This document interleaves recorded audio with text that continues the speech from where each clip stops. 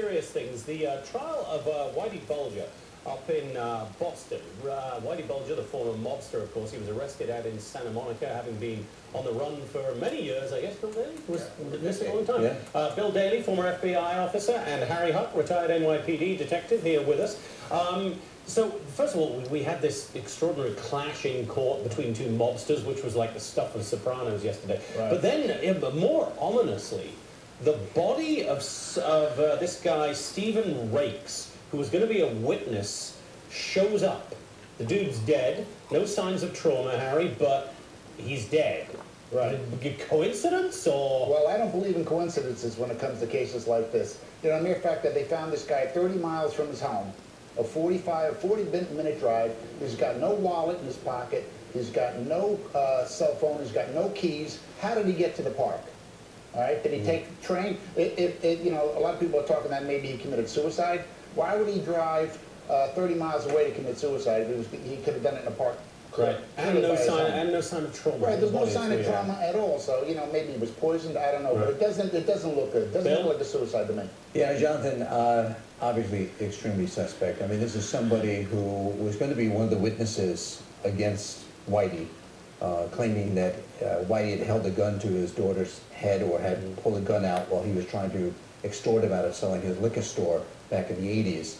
And he was going all along and quite public with the fact that he was looking forward to testifying, that he wasn't afraid, you know, of these people. Although there are many people still are, he's not, and he's looking forward to having looking right in the eye and kind of telling them the true story.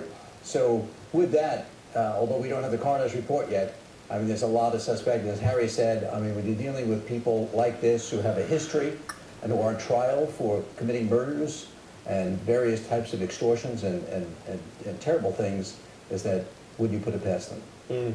Harry, you probably wouldn't put it past these people. No, I wouldn't. You know, the second I heard about this, I thought it was suspect. You know, I mean, the guy didn't even have his house keys on him.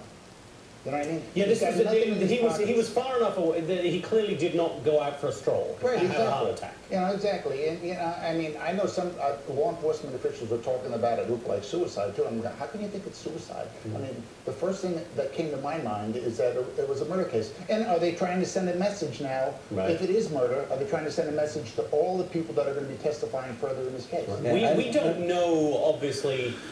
We don't have the autopsy. We'll find out when we get that, Bill. But I mean, if you wanted to send a message, it's a damn powerful way to do it. Jonathan, it's been one of those things that organized crime has done time and time again for decades, is that when they want to silence people, all they need to do is make one example of someone, and the other people say, I don't want to be another one of their victims.